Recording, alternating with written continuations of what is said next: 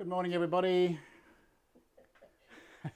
You caught us on the hop again. We've had a few little problems with our streaming, and we're not quite sure what it is yet, but we're trying to figure it out. So it just takes a little bit to start it. So anyway, we're on the air now, and we're all good to go. So good morning, everybody, and welcome to another Sunday in my workshop. So now that all the excitement's gone, I've got to figure out what I was doing for the day. I had a moment there, and yeah, wasn't quite sure. Okay, what was I doing? Glue up. Last week, I went through the process of getting this all ready. We finished a little early last week because wasn't quite sure what how much we had to do with the box. And so today we may end up going over a little bit today because we're going to build a door. We're going to glue that up, of course. That's the framework. And while you were sleeping, I sanded all the inside. So all the inside of the box is all sanded nicely. But what we're going to do, and the main focus on today, is the little door. Now, as you can see, quite a small, frail little door. It's not actually frail, but it's delicate, more delicate. So when you look at it, you can see it's not very thick. It's 10mm material. The joints in the top of it, ooh, I better not do that, I'll tip the glass out. The joints in the top here are bridle joints. Right. It's relatively narrow in its shape, a bit thicker at the bottom and the top, a bit wider I should say. And it has a rebate all the way around the inside of it where we have our perspex frame. So as you can see, it's a relatively delicate little door, quite strong but relatively delicate.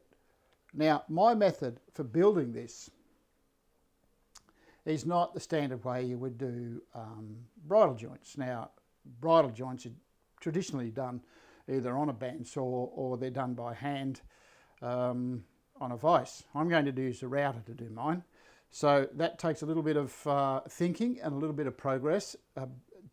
The way we go through this process is going to depend on, you know, how thick we want things and so on. So probably a new way. This is the way I do it. It works for me, so hopefully it'll work for you, but we'll give it a shot anyway. So first up is the glue up. So I'll shift that out of the way. Incidentally, that cabinet looks really, really nice now that I've got a coat of finish on everything. So now these are my parts. So we made the glass support last week.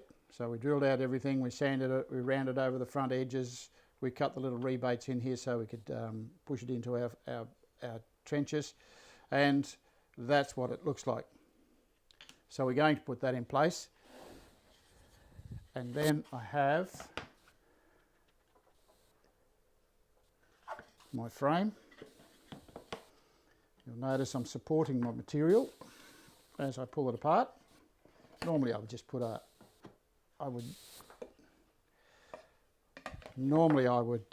get a fence and sit it there and work over the fence, but I didn't have to do that this time. I've had this apart so many times. Okay, now, thing to remember here, let me just come in on this, Mammy. You can see I've got a mark on there, and I've got a mark on there. Okay, so those two joints are going to go together. Now, dovetails, traditionally, if you put them together one way and pull it apart and put them back together exactly the same way, all your other parts will go in place. So there's no need to mark every corner. All you need to do is mark one. Because of the way dovetails are, you only have to do one set. So we'll get that glued up.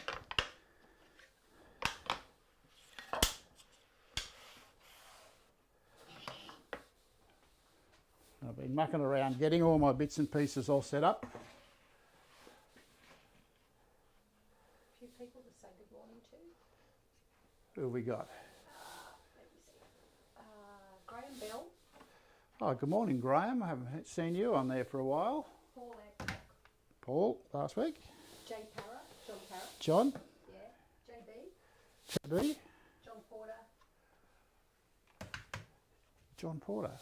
Yeah. Howdy, John. Skip Flory. Oh, good evening, Skip.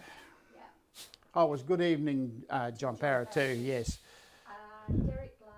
I think Derek. Good morning, I spoke to Derek earlier. Dr. George. Dr. George. Dr. George. Peter. Pammy's reading out all your names today, so just something new. HJ. Hey. Bernard. Hi, Bernard. And Anthony. And good morning to Anthony. Now, where are we up to? Glue. Now, I use this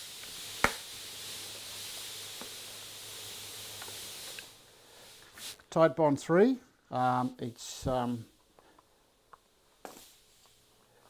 It's got all the qualities that I need in a glue.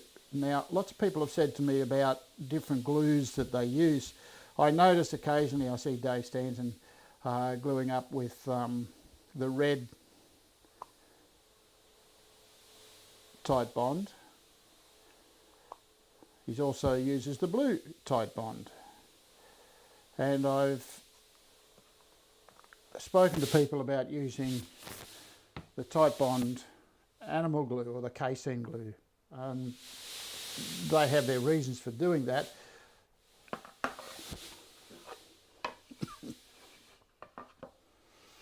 But I like to use the Tide Bond. Now this might be, I hope you've got your coffee with you today. This might be a little bit tedious for some of you, watching somebody glue things up. You'll notice when I'm holding this in my hand, I've got the centre of it, I've sanded that to 1200 in my hand, and I'm working from the outside.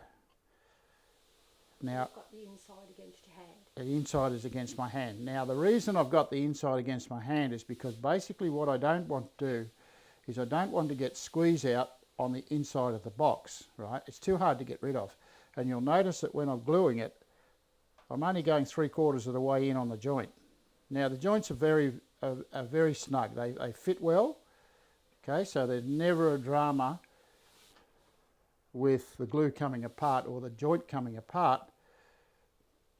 It's more about saving the extra work in future by having to clean up, squeeze out glue. And you'll notice I'm not putting heaps and heaps of glue on. You may get a little bit of squeeze out, but that's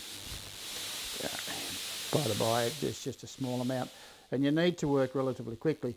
This Tide Bond glue doesn't take forever to dry, but it does give you enough time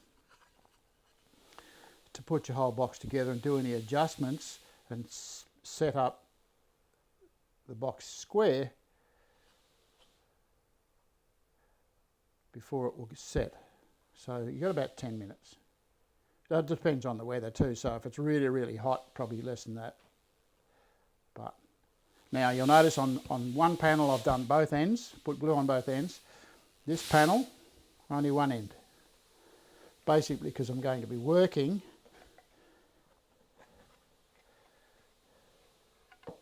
down this end as well. And if I put some glue on that end there, it'll tend to dry up before I can get to put the rest of it together. Just make sure you got the right one.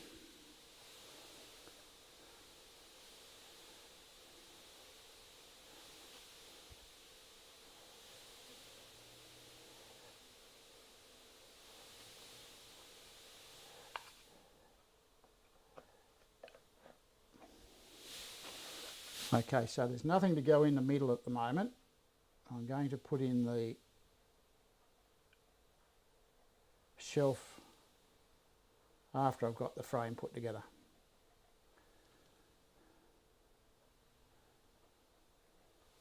The beauty about this box is that the base And you'll notice on most of the boxes that I do, I put a rebate, a trench in the bottom of the box to put the base in, and the base has got to go in when you put the whole box together. Now this one, it's not that case. You'll notice that I've added the base. I've cut a square rebate in the bottom of the box.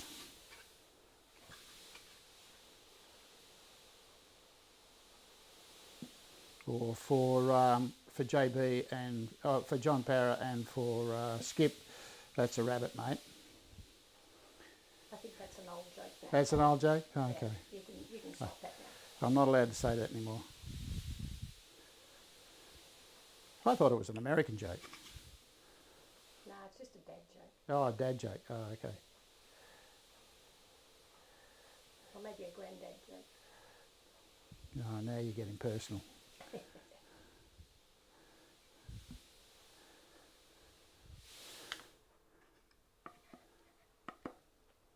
Okay, so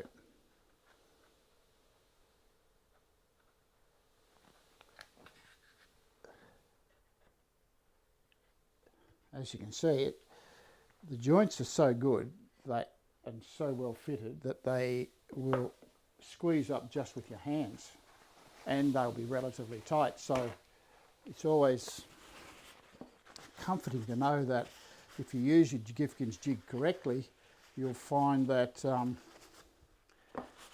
you rarely have any problems getting the joints to fit together. So now what I'm doing is I'm just going to squeeze the box together. This is a bigger Bessie clamp than I normally use. I usually use a small one, but I've got a bigger box, of course.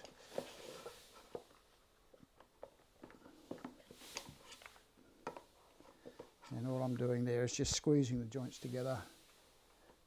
I'm not going to leave the clamps on. If you've got a loose joint, or the joints are a bit loose on your box, it's always a good idea to put the clamp on, but before you actually let it set, just make sure that the box is square.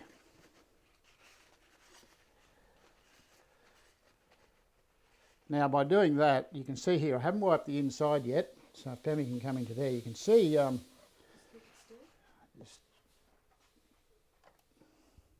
you can see right in the corners, I've got a little bit of squeeze out there, so I'm just going to remove that with my ruler. Just scrape the excess off. So there wasn't much there at all. On this one here, pretty much nothing there. On this one here, a couple little bits. I could use a wet rag to do that.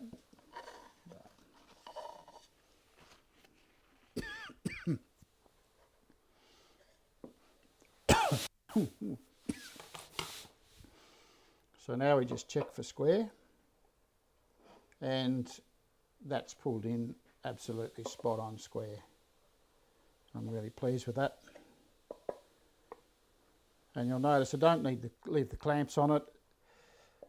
Not really necessary, basically because the joints have pulled up nice and tight. Now, this got to go in, make sure it goes in the right way. Now, I don't want to glue that in. It doesn't need to be glued in.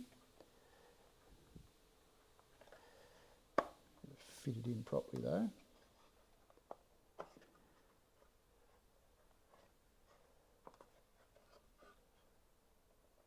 And if you made it correctly, it should be flush with the back of the box, or the back of the trench at the back. So that fits in there like that. So that's what it looks like in place. There isn't any need to glue it in. I prefer to leave it because then it can expand and contract depending on the humidity in the area. Okay, so here's my back.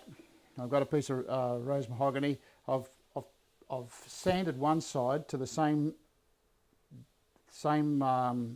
thickness sandpaper as the inside of the rest of the box. So one side's done, one side's not. That will get sanded afterwards. So what we're going to do now is we're just going to glue that into place there. Once I glue that into place, then I'll put some clamps on that to hold it in place, because I'm not going to put any mechanical means of holding it in. I'm just going to use glue. There's not necessary or no need at all to use screws or nails unless it's a larger sort of cabinet. You'll notice in one of my earlier shows where we built a cabinet that had that back in it, I did use some screws. So here we just need to be very careful we don't over glue it. Just enough to hold it in place. Yeah, I used a nail gun to actually put the backs on some of the little cabinets that I built in the earlier shows, and when I think back on it, it really wasn't that necessary, because the back is not going to have any forces on it, and it's going to be held together with these modern day glues. They are quite good.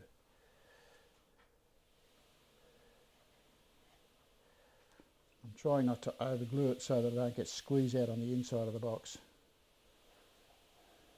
Not too worried about the outside of the box because it's going to get a sand up anyway.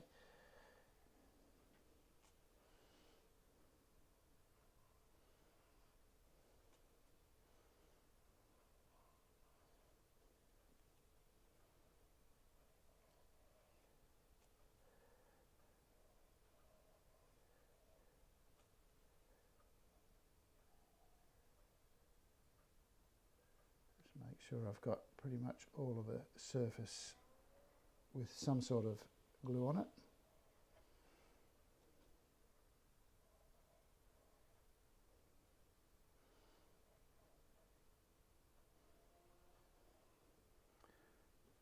Okay.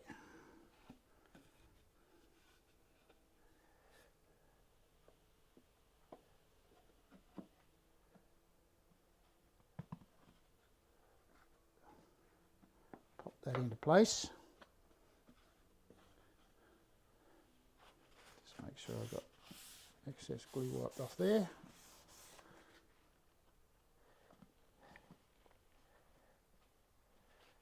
Now, just a few small clamps just to hold that back in place, because there's no mechanical joints actually holding that in place. And that's where these little Bessie clamps come in handy for jobs like this.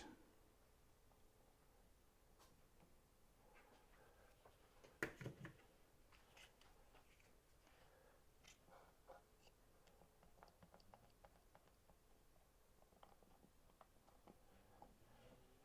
just showing everybody how many of those small clamps you've got. I accidentally bought a whole heap, and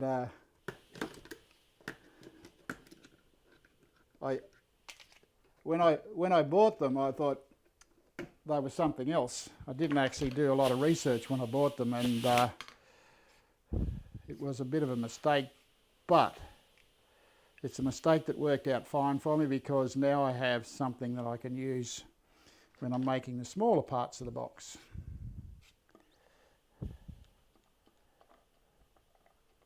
And for tasks like this. That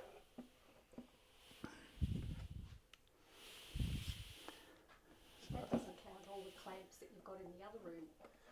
Oh no, Pammy's giving away secrets now. I've got lots of other clamps. But then again, you can never have enough clamps. True. You've always got to have a clamp for something or other. The right clamp for the right job. That's the one, the right clamp for the right job.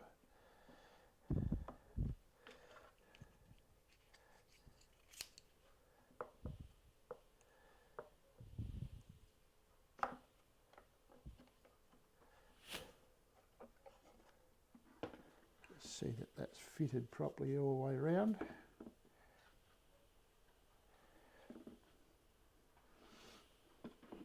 I'm going to do is I'm going to squeeze it sideways a little bit. Probably not with that one.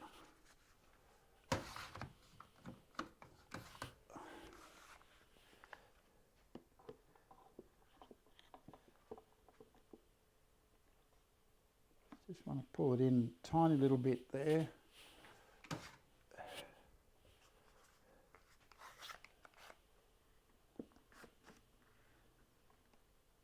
And a tiny bit there. Okay, now before I put it aside, just want to check for square. Just make sure I've got it right. That's good. That's good. It's in perfect square condition, so I can set that aside to dry. So I'll just take that away. And we'll go over here. It's all good.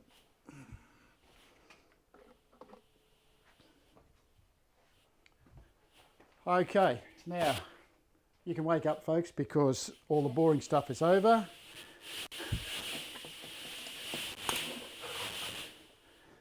And we get on to the stuff that's a little bit exciting. I need to glue this up later. I'm going to wait for the bottom to dry, and this will go in the bottom of the box, and it'll get glued in as well. So it's just a matter of going through the process of waiting for it to dry. Can't do much with it at the moment. So let's get all this stuff away. Now, this process that we're going to do, you need to make sure that you've got a little bit of preparation done. First of all, you need to head off to your favourite hardware store where you can purchase, or a plastic store where you can purchase yourself a sheet of PVC perspex. Now, people say to me, but I don't have any tools to cut it. You need special tools to cut this stuff. You can use woodwork tools to cut this stuff and it will come up quite nicely. You can use a woodwork file to file any areas.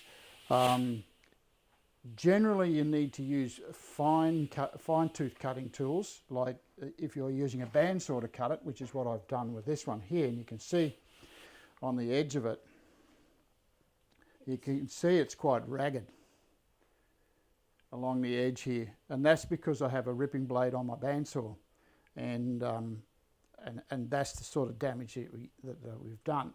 I do have the lighter blades and the finer tooth blades. I just didn't put it on. I had to do it in a hurry, and that's the damage that I do. But you can tidy that up with a bit of sandpaper, wet and dry sandpaper, and a block, or you can use a linisher. So any other woodwork tools that you can use with it is fine. So that's what you need to do.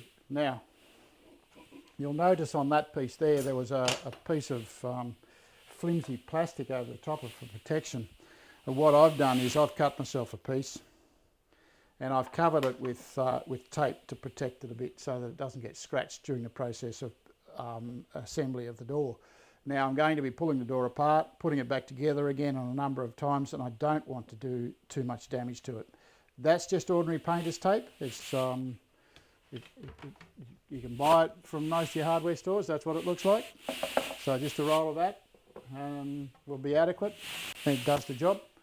It's a paper consistency type stuff, but just painter's tape. So hardware store, you can get that stuff.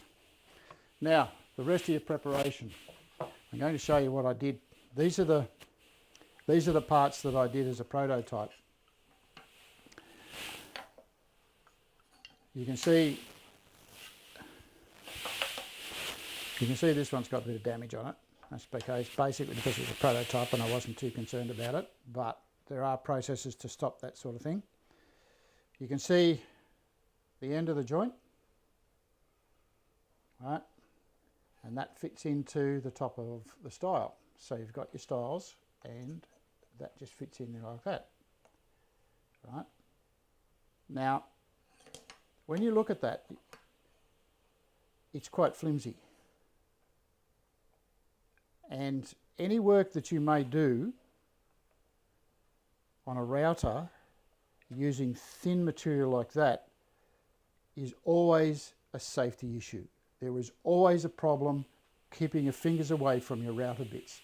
You do not want to get close to them when you're trying to cut these rebates and doing any other work on the router bit. So I've come up with a way of doing it. Now, I don't know if it's a new way, but it's just one that works for me. So as you can see, I've got four pieces. They're all the same thickness. Your preparation is, get yourself a wide board. This one here is 120 wide. You'll also need some scrap bits, and your scrap bits need to be the same thickness as your board. Now, the reason we have the scrap bits is to do testing. You can see on this piece here, I've already done some testing. So you need to do some testing. This is also a good guide. Because I did my testing correctly, this will give me a guide as to setting the router bit, the height and so forth, to get my rebates and trenches and so forth. So that's all we need to do. Now, our first task is to cut a piece of timber the length that we need it. Now, the length we need is going to be the same as this. That's the one I cut the rebate. It's the same height as the cabinet, plus a couple of a millimetre or so. So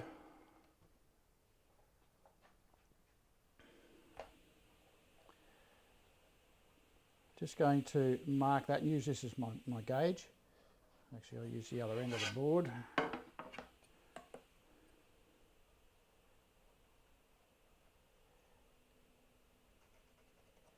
Okay, so I'm going to dock that off, and all my four parts are going to come out of that piece of timber. Okay, so over to the drop saw.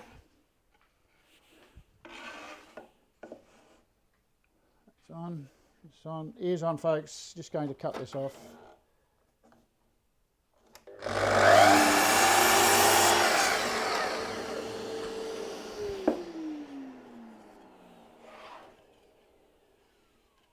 Okay, now my next task is to trim up the edges, so this should make it perfectly square.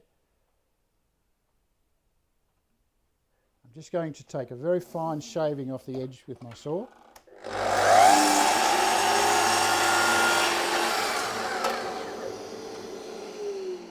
That's giving me a beautiful clean edge. Flip it over, and I'm just going to do the other side as well. So just a small amount, just all it is a shaving.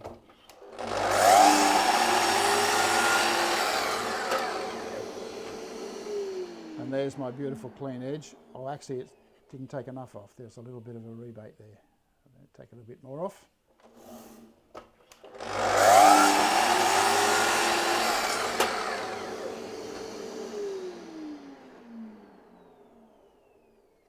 Beautiful.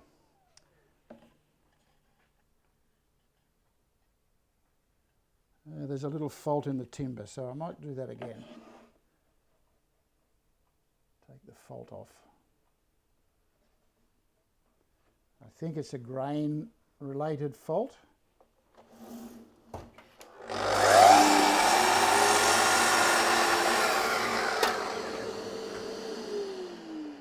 Got it. Yeah, got it. Much nicer. Okay, so what we have now is I have a perfectly square piece of timber, and you must make sure it is square. So grab your square, just check, make sure you've got it up nice and square. Just check. That side's square, that side's square. The other end of my board is perfectly square. Very important that you do that. Make sure everything is square before you get started, because some of the processes rely on you having something that's already square.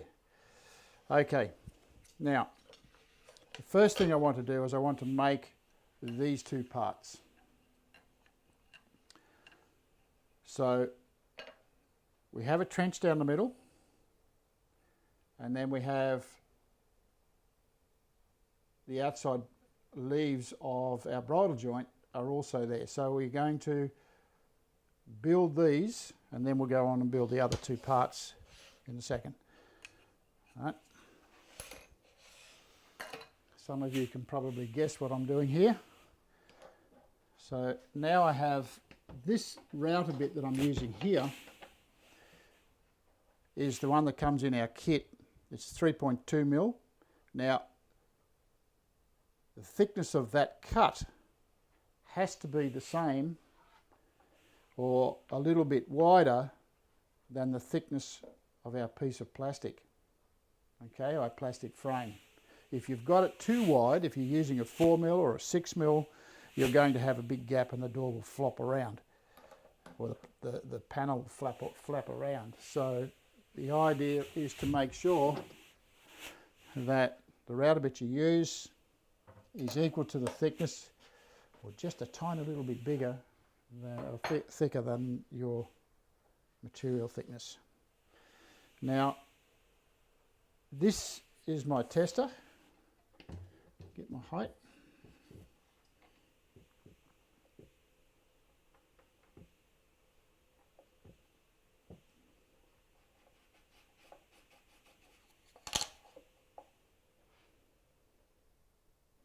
Come up a tiny little bit.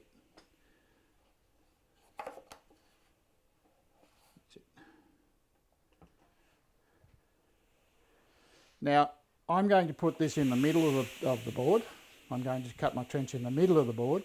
You don't have to do that. You can shift it from one side to the other, have the perspex closer to the front or closer to the back of the door. That depends on your design. Okay, now remember, all of this has got to be recorded as well, so it goes on your design. So what I'm going to do now is I'm just going to run a little tester on this bit of scrap here. I need a fence.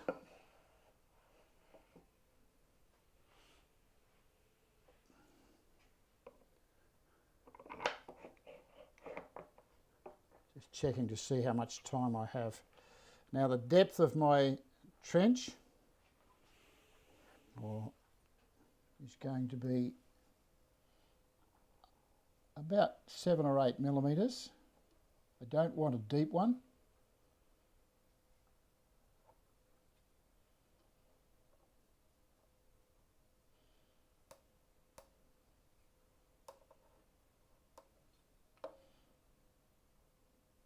I'm just checking, that's just over 7 mil, which is fine. And I need to lock that in place. Shift all this stuff just out of the way for the moment because I want to use that bit. And a push block. And a pair of earmuffs. So, ears on everybody.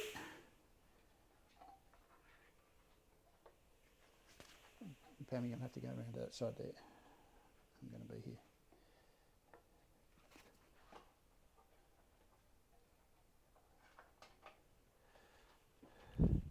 Okay, let's do a test cut.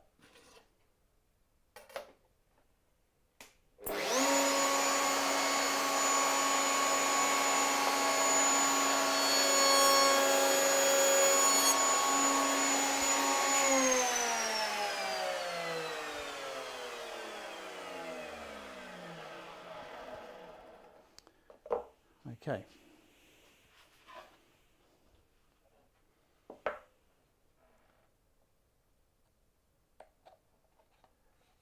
So that's going to sit in there like that. Okay, so for a small door like this, that's plenty of support for the door. So that's going to fit in there. So that's going to work just perfect. So now what I need to do is, it's right in the middle as well, which is what I wanted. Get along the push block.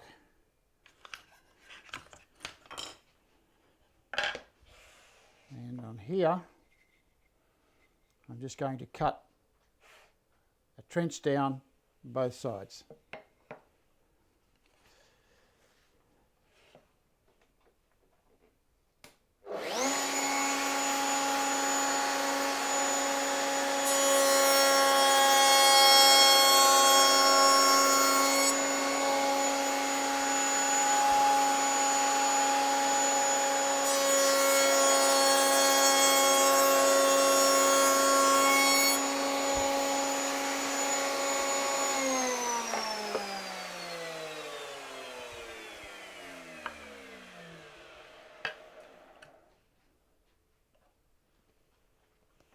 Now, what we're doing here, I'm just going to mark, this is the front of the door.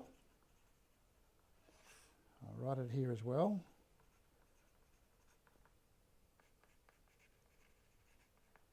So making sure we've got our label in right.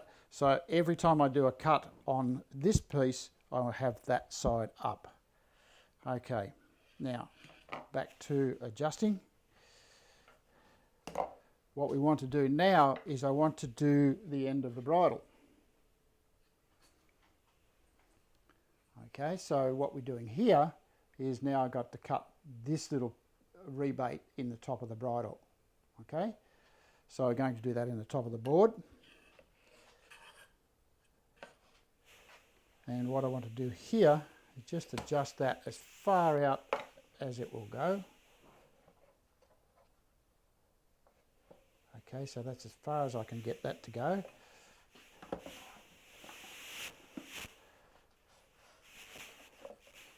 And now to cut both ends. Now, one of the problems you have here is inside there's very little support and there's not a lot of support on the outside edges there, and we don't want to damage any of that because it's got to fit nicely. So we need some sort of push block to actually do that. So what I've got cut is a couple of pieces of MDF, and I'm just going to hold that onto there, and then I'm just going to push that straight through.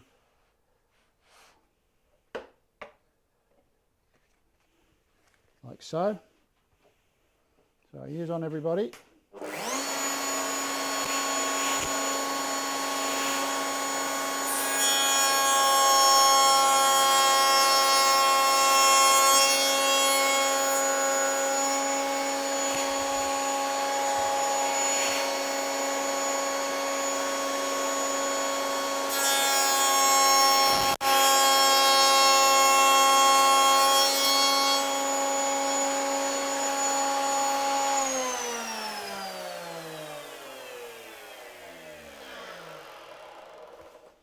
So basically all I've done is gone all the way around the board.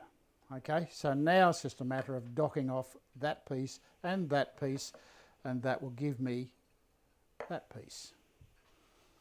So you need to work out your widths. Now I've got 15 mil, 15, 16, 17 mil.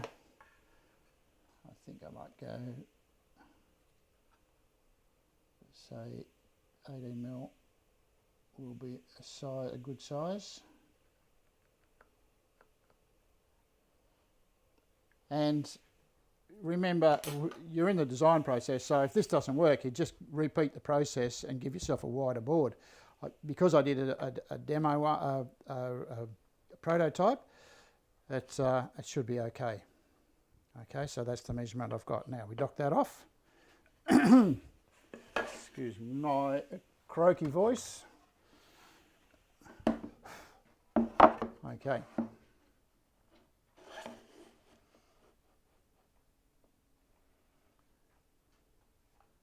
Set that to the right size.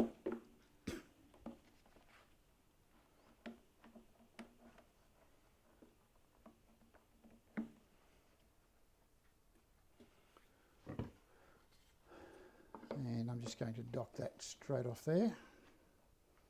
Okay, so go steady when you do this. No need to rush.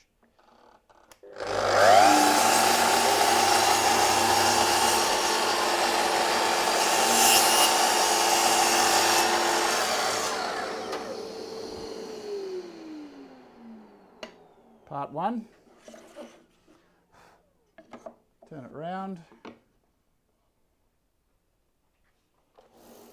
Redo that.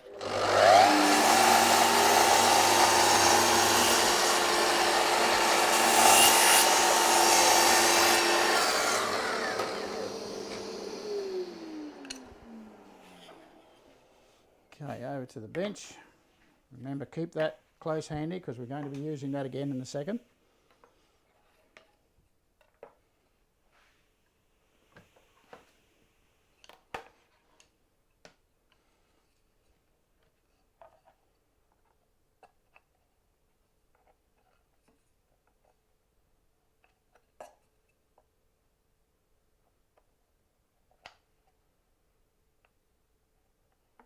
And there's the two parts of the outside of the frame. Okay, so quite a simple task. It's not rocket science, but we've come up with quite a nice little two frame bits. Now to do the other bits.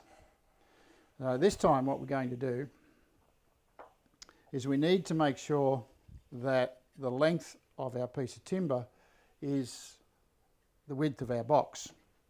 So I've got my other ones here. I'm going to use those as a gauge. I don't need that rebate on there, so I'm going to dock that off first, and then I'm going to measure and cut an excess off here. So hang fire 2 secs, drop to over to the drop saw.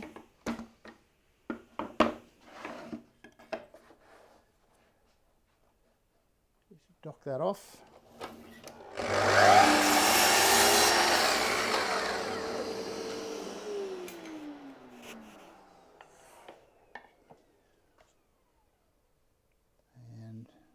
Measure this up.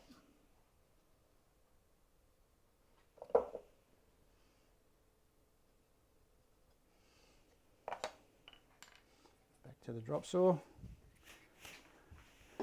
Back and forth a little bit today.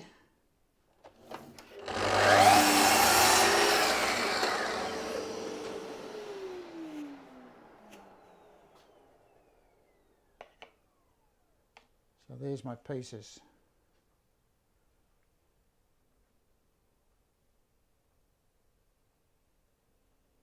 Okay, now with these bits,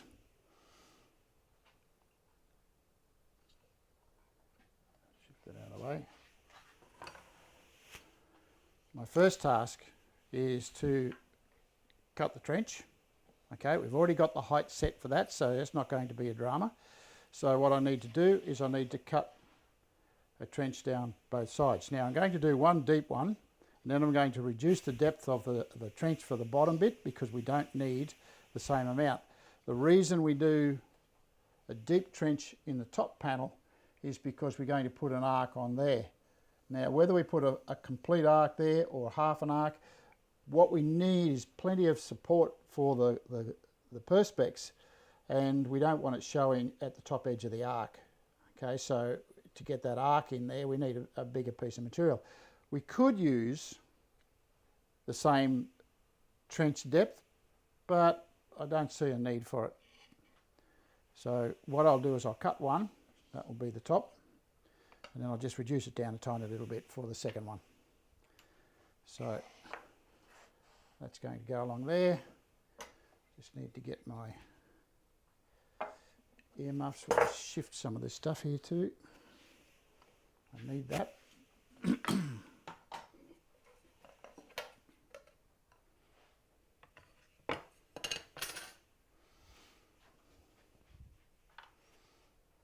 Okay, so ears on everybody.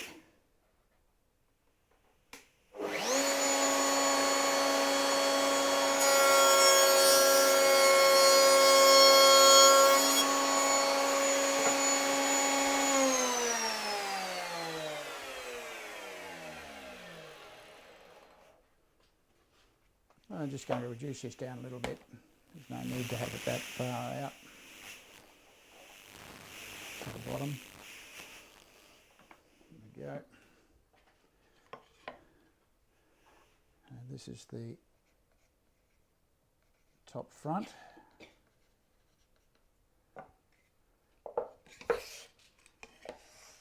Now I'm just going to do the bottom bit. So ears on.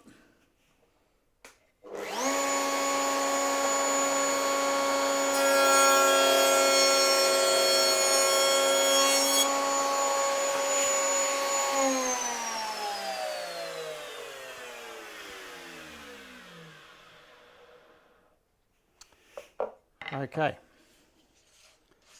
this is the bottom front. So I've got my labels on there. Now with this piece, instead of cutting a trench, what I need to do is cut the tongue for the bridle joint. So if I cut the tongue for the bridle joint across both ends, that will give me that piece of material with the tongue on it. I've just got to set it correctly. Now it's important that you have that in the centre. I can see that I'm actually a little bit, I'm going to have to adjust halfway through this process because I can see I'm a little bit higher with the router bit than I should have been, and that's given me that step. But this is a process you have to work through. So my first cut on this side, it will be at that height, and my cut on that side will be at that height. So it's going to take a little bit of fiddle. That's where my test joint comes in handy. I've got two sides to play with. Now, the router bit that I'm going to use here is my tenon cutter. Now, tenon cutter, as some of you already know, has been designed for use around box making. It has a 8-degree angle on the cutting tooth,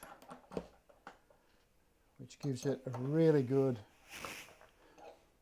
clean cut when you're cutting across the grain.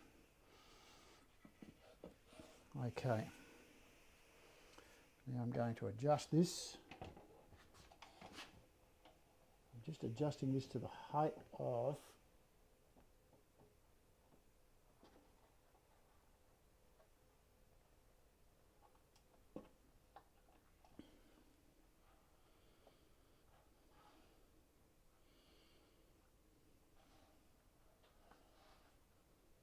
checking to make sure I've got it right. That looks pretty good. Now,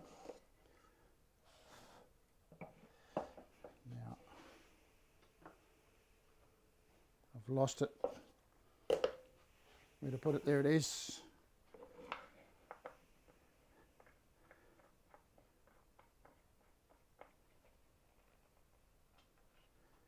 Now, to get the thickness of this, or the depth of cut for this, it needs to be the same width as our little board here.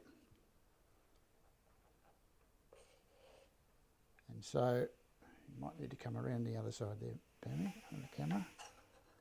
All I'm going to do is use that as my gauge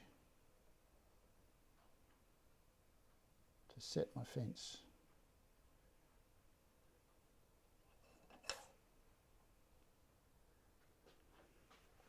Lock that in place.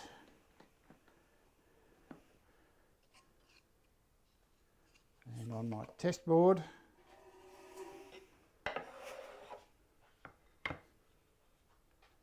it's the bottom edge that I'm looking for. All I'm going to do now is run that across. I might just slip over to the drop saw and just tidy that up a little bit.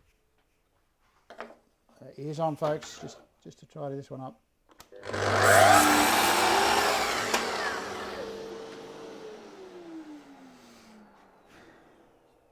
Okay, so I'm just going to cut through there. Now this is where we need your push block, because there's no support on the grain on this side here. So if I can just push that through there, that will give me what I'm looking for. Hopefully I've got the right height. I may need to readjust as I go, but that's how it goes. Okay, ears on.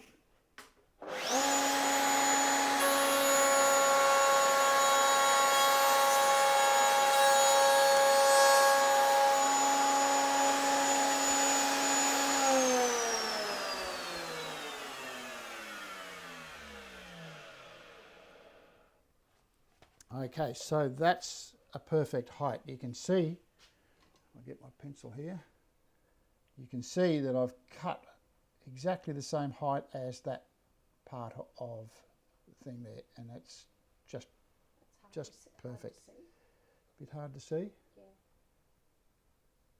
Like that. You can see that I've cut out, now I've got a little step there. So I'm going to cut my board for that. So these two boards get cut like that, and then I'm going to readjust.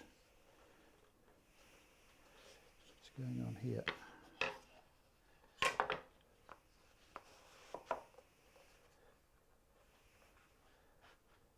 Okay, ears on.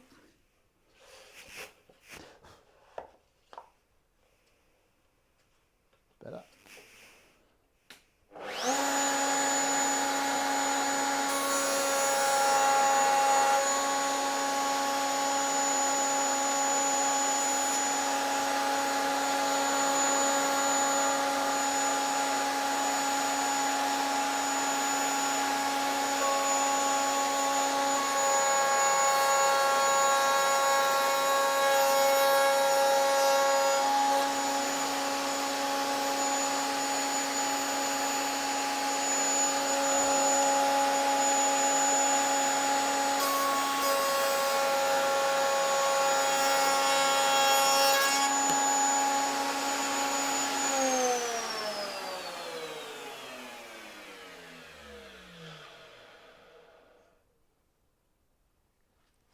Okay, so now I need to do the other side, so I'm just going to readjust my route a bit. I'm going to leave the same width there.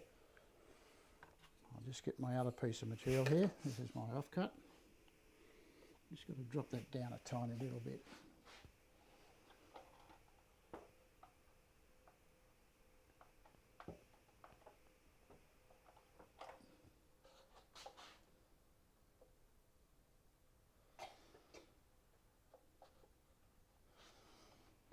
Too much.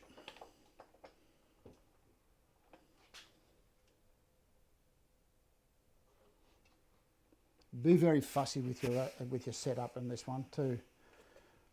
You want to get it perfect. Okay. Do my test.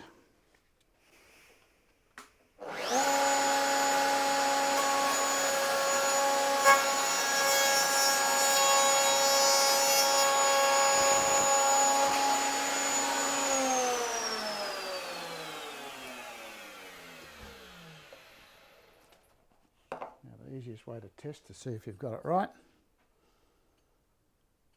And I've got to come up a tiny little bit. Not quite there. I didn't take enough off. So just adjust as you need it.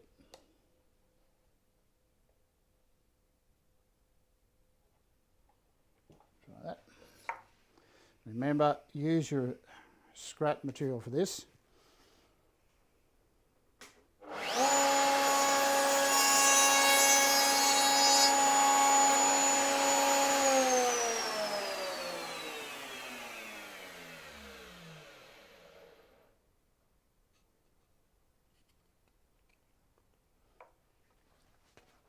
And now what you can see here is you can see a perfect fit. Okay, it's flush on both sides. And so nice and flush on both sides. When I turn it around, you can see that my trench lines up. Okay, so it's nice and even all the way through. So I've got that right. So all I need to do now is cut the other piece, and then we'll go on to, I'm going to go over a little bit of time today, folks. So I hope those of you who go over to watch Dave don't mind a little bit.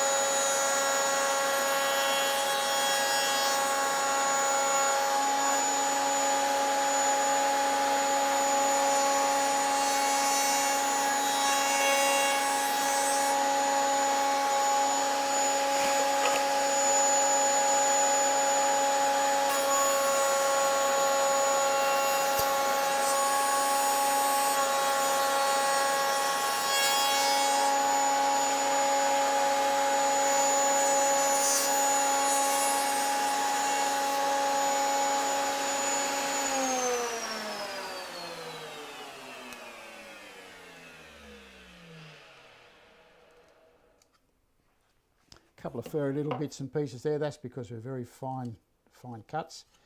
And now to cut the rest of it, a little piece of sandpaper just to tidy up some of those little furry bits. Something to do afterwards.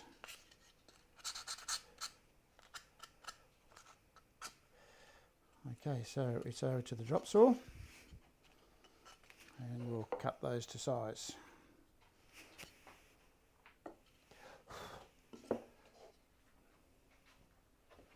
Just grab my ruler. Now that's the bottom piece. Now the bottom piece, we might make that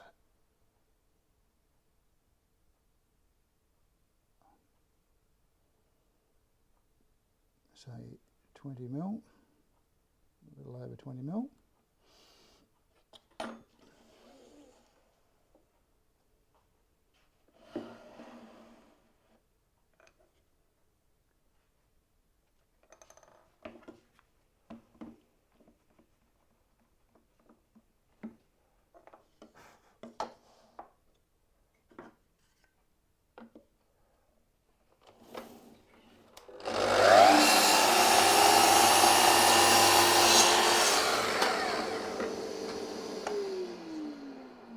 Top piece, I'm going to make that a little bit wider than I normally would. Let's say 25 mil.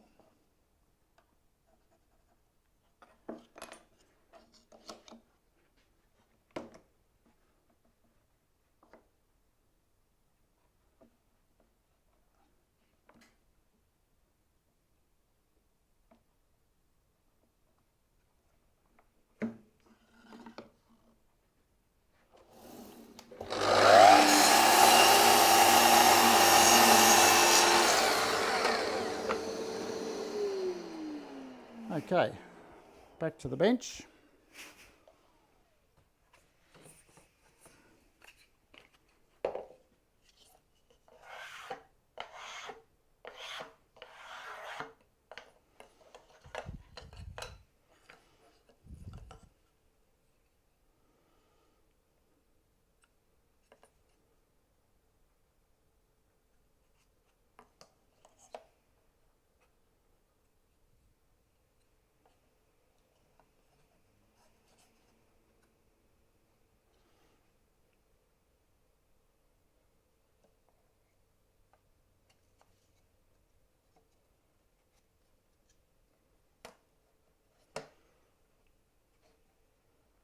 Now I've just got to tidy up a little bit of the furry stuff on there, but basically there's our door frame.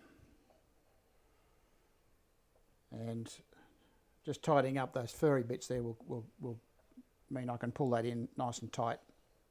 But a very simple way of doing a door, and of course our piece of perspex will fit in the middle of that. It may not be the right size, I may need to adjust that to fit what I've done there. But basically, there's your door frame. So I hope you got something out of that today, folks.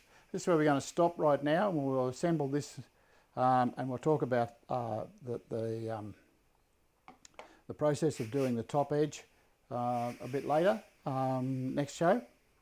But my way of doing a frame, or a very fine frame, for our little cabinet. Now, we have to talk about the